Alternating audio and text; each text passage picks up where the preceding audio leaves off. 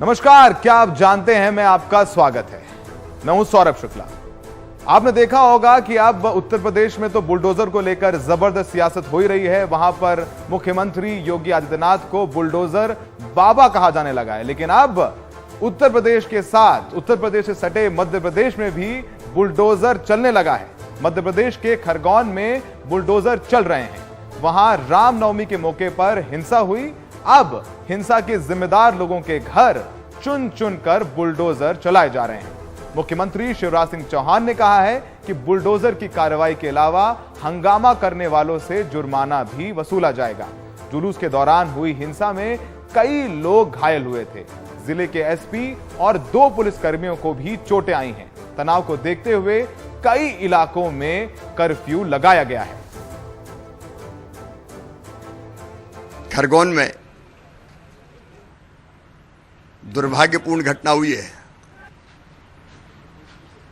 दंगाई छोड़े नहीं जाएंगे। मध्य प्रदेश पे हमने लोक एवं निजी संपत्ति को नुकसान का निवारण और नुकसानी की वसूली अधिनियम पारित किया है। क्लेम ट्रिब्यूनल का हम गठन कर रहे हैं, तो नुकसान का आकलन करके वो वसूली भी की जाएगी। कठोरतम दंड दिया जाएगा जो उदाहरण बन जाए। हम किसी दंगाई को छोड़ेंगे नहीं।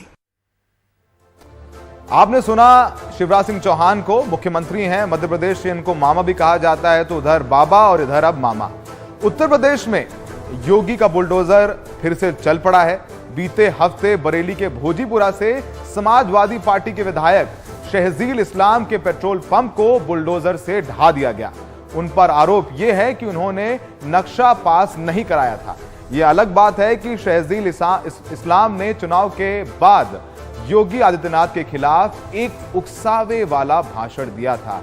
सुन लेते हैं कि उकसावे वाला भाषण क्या था और शायद उसी को लेकर के यह कार्रवाई भी उन पर की गई। वो दिन चले गए जब उनकी तानाशाही चलती थी। एक मजबूत विपक्ष उत्तर प्रदेश के अंदर मौजूद है, तो अगर उसके मुंह से भी आवाज निकलेगी तो हमारी भी बंदूकों में से आधी सोई धुआं नहीं निकलेगा, गोली निकलेगी। बताना चाह रहा हूं।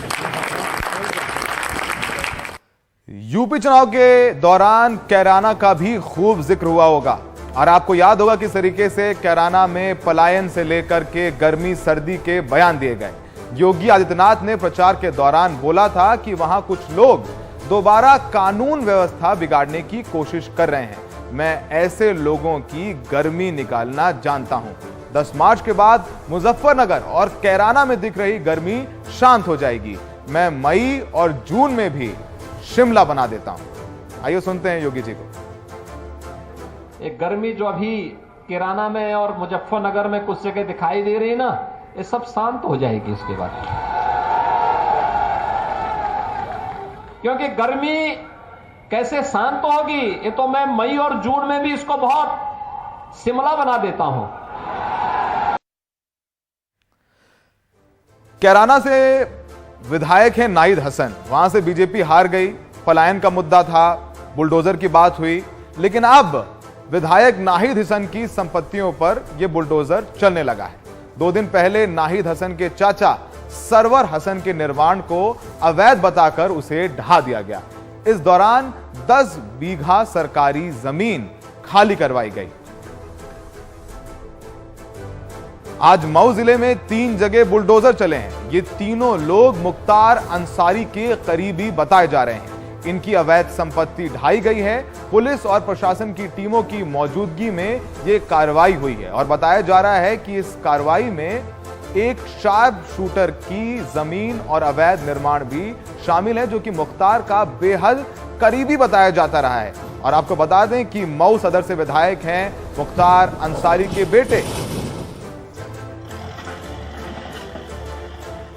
यूपी में प्रशासन का यह बुलडोजर गरीबों पर भी चल रहा है। कुछ दिन पहले ग्रेटर नोएडा के परी चौक में अतिक्रमण हटाने के नाम पर गरीब के ठेले को बुलडोजर से तोड़ दिया गया, जिसके बाद पीड़ित बुलडोजर के नीचे लेट गया। प्रशासन के लोगों ने उसे किसी तरह वहां से हटाया। ये तस्वीरें दर्दनाक हैं और सोशल मीडिया और मीडिया पर जमकर वायरल भी हुई। आइए सुनते हैं कि जो पीड़ित आपको इन तस्वीरों में दिख रहा है, जो अपना ठेला टूट जाने के बाद बुलडोजर के नीचे लेट जाता है, वो इस पूरी कार्रवाई पर क्या कह रहा है। 5-7 आदमी कमेटी वाले हम जा रहे थे, लेकिन जबरदस्ती हमको पकड़ लिया। हमको हमारी बुढ़िया को नहीं माने।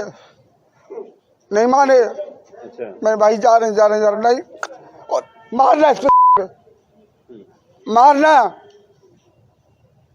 बोल रहे थे। क्या मारने के लिए बोल रहे थे? बुलडोजर मारने के लिए बोल रहे थे। 1500 रुपये मांगते हैं। कल 2-3 हजार रुपये लेके गए हैं, गल्ला भी ले गए, हमारा सारा पैसा भी ले गए। ये कौन सा तरीका ये हुई? कौन लोग थे जो लेके? हैं? कमेटी वाले थे। और कौन थे?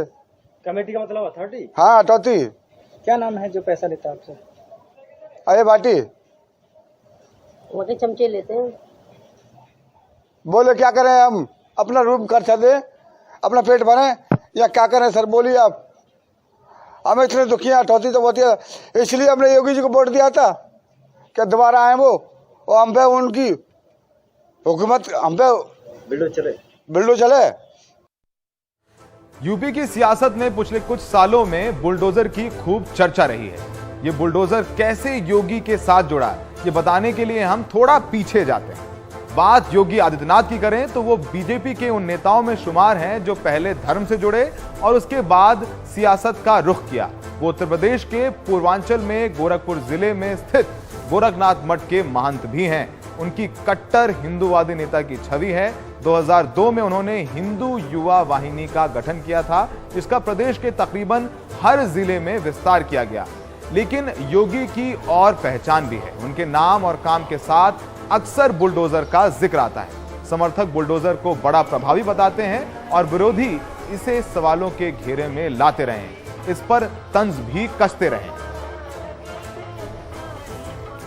2017 में उत्तर प्रदेश चुनाव में बीजेपी की पूर्ण बहुमत की सरकार बनी और योगी आदित्यनाथ पहली बार प्रदेश के मुख्यमंत्री बने। बीजेपी को यह दिन देखने के लिए पूरे 1.5 दशक का इंतजार करना पड़ा। 2017 के चुनाव में बीजेपी और योगी आदित्यनाथ ने अखिलेश यादव और उनसे पहले सत्ता में रही मायावती के राज में कानून व्यवस्था का मुद्दा उठाया। जनता से वादा किया कि बीजेपी की सरकार बनने पर उन्हें प्रदेश में अच्छी कानून व्यवस्था मिलेगी। योगी ने कमान संभाली तो यूपी की कानून व्यवस्था में कोई चमत्कारी बदलाव नहीं दिखा। कई जिलों में अपराध के बड़े मामले भी सामने आए। उन्नाव से बीजेपी विधायक कुलदीप सिंह सेंगर को रेप के मामले में उम्र कैद की सजा मिली। कानपुर के बिकरू गांव में विकास दुबे और उसके साथियों ने 8 पुलिसकर्मियों की हत्या कर दी। हाथरस कांड ने देश भर में चर्चा रही। इन सबके बीच यूपी सरकार के बुलडोजर भी गरजते रहे। कई अपराधी पुलिस की गोलियों से मारे गए और कई घायल हालत में गिरफ्तार किए गए। यह अलग बात है कि योगी पर आरोप भी लगे कि पुलिस की गोलियों की जद में सभी अपराधी नहीं आ रहे और बुलडोजर सारे अवैध निर्माण नहीं गिराता है। कई इनकाउंटर्स पे भी सवाल उठे। योगी सरकार और सरकारी मशीनरी विपक्ष के आरोपों से बेपरवाह रही। बुलडोजर चलते रहे, निर्माण गिरते रहे। बुलडोजर के निशाने पर कौन? मऊ गाजीपुर में मुख्तार अंसारी के कई ठिकाने। मऊ में मुख्तार के करीबियों के 2 मॉल ढाए गए। कानपुर के बिकरू गांव में कार्रवाई हुई। 8 पुलिस वालों को मारने के आरोपी विकास दुबे का घर ढाया गया। प्रयागराज में दागी पूर्व सांसद अतीक अहमद का घर और उसके कई ठिकाने ढाए गए। प्रयागराज में सपा नेता विजमा यादव के भाई राम लोचन का गेस्ट हाउस ढहाया गया। प्रयागराज में भदोही के पूर्व विधायक विजय मिश्रा का बंगला भी बुलडोजर के जरिए ढा दिया गया। योगी सरकार के 5 साल बीत रहे थे। 2022 का यूपी विधानसभा चुनाव आ गया था। इस चुनाव के शुरुआती प्रचार में ना तो बीजेपी ने और ना ही विपक्ष ने बुलडोजर की कोई खास चर्चा की। जनवरी महीने में अखिलेश यादव चौथे चरण के प्रचार में जुटे थे। एक रैली में उन्होंने मंच से तंज कसा कि जो लोग जगहों का नाम बदल रहे हैं, एक अखबार ने उनका नाम ही बदल दिया है। हम बता देते हैं कि उनका नया नाम बाबा बुलडोजर रखा गया है। जो मुख्यमंत्री दूसरों का नाम बदलते थे, जगहों का नाम बदलते थे, रंग बदल के अपना काम बताते थे। उनका नया नाम रखा है बाबा बुलडोजर। समाजवादी पार्टी के वरिष्ठ नेता मुझसे कहे कि अब चुनाव के दौरान तो बुलडोजर नहीं चलेगा। मैंने कहा चिंता मत करो, कभी कभी उस बुलडोजर को रेस्ट भी चाहिए होता है। तो चुनाव के दौरान मैंने पूरे प्रदेश के बुलडोजर को मरम्मत के लिए भेजा हुआ है। तो लोगों ने कहा क्या करेंगे इसके बाद? मैंने कहा उसका असली काम तो 4.5 वर्ष तक जो लोग अपने बिलों के अंदर छुपे हुए थे और चुनाव की घोषणा के बाद जब बिलों से आके रेंगने लग गए हैं, अब ये चिन्हित हो गए हैं। 10 मार्च के बाद फिर बुलडोजर का काम जब प्रारंभ होगा तब के लिए हम मरम्मत करवा रहे हैं, चिंता मत करो। अभी अखिलेश यादव की तंज का जवाब देने में योगी आदित्यनाथ ने ज्यादा वक्त नहीं लिया। उन्होंने कहा कि बुलडोजर हाईवे बनाता है, बाढ़ रोकने का काम भी करता है, साथ ही माफिया के अवैध कब्जे को भी खत्म करता है। बुलडोजर को लेकर उत्तर प्रदेश की राजनीति के 2 सबसे बड़े नेताओं के बीच ये वार पलटवार आगे भी जारी रहा। अखिलेश अपनी सभाओं में बाबा बुलडोजर का जुमला उछालते रहे और योगी आदित्यनाथ बुलडोजर के मायने समझाते रहे और अपनी पीठ थपथपाते रहे। इन सबके बीच बीजेपी को लगा कि बुलडोजर एक ऐसा मुद्दा है जिसे चुनाव में भुनाया जा सकता है।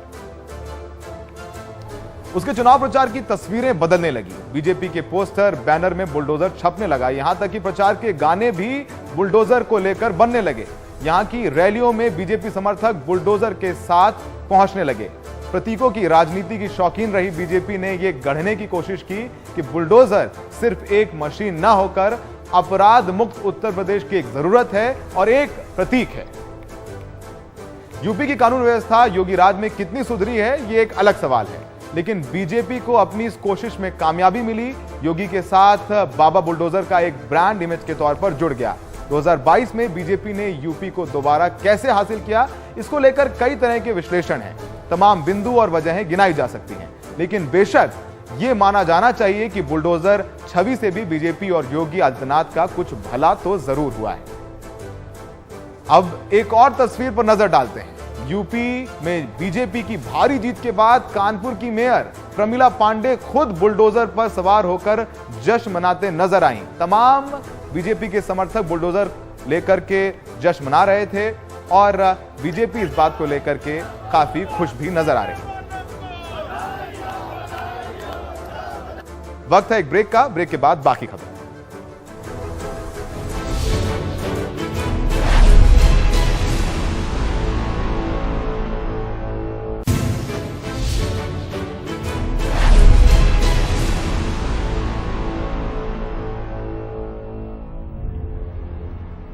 क्या आप जानते में हैं? आपका स्वागत है। झारखंड के देवघर में त्रिकूट रोपवे हादसे में 2 लोगों की मौत हो गई। 40 से ज्यादा लोग अब भी फंसे हुए हैं। कई को सुरक्षित निकाला गया है, लेकिन अब भी 10-12 लोग वहां फंसे हुए हैं, जिन्हें निकालने के लिए कल दोबारा ऑपरेशन शुरू किया जाएगा। अब जान लेते हैं कि रोपवे पर यह हादसा कैसे हुआ। रविवार शाम 4:30 बजे डाउन स्टेशन से रोपवे चालू हुआ। पहाड़ की चोटी पर स्थित रोलर अचानक टूट गया। रोपवे की 20 से ज्यादा ट्रॉलियां कुछ फुट नीचे लटक गईं। ऊपर की एक ट्रॉली जिसमें 5 लोग थे 40 फुट गहरी खाई में गिरी।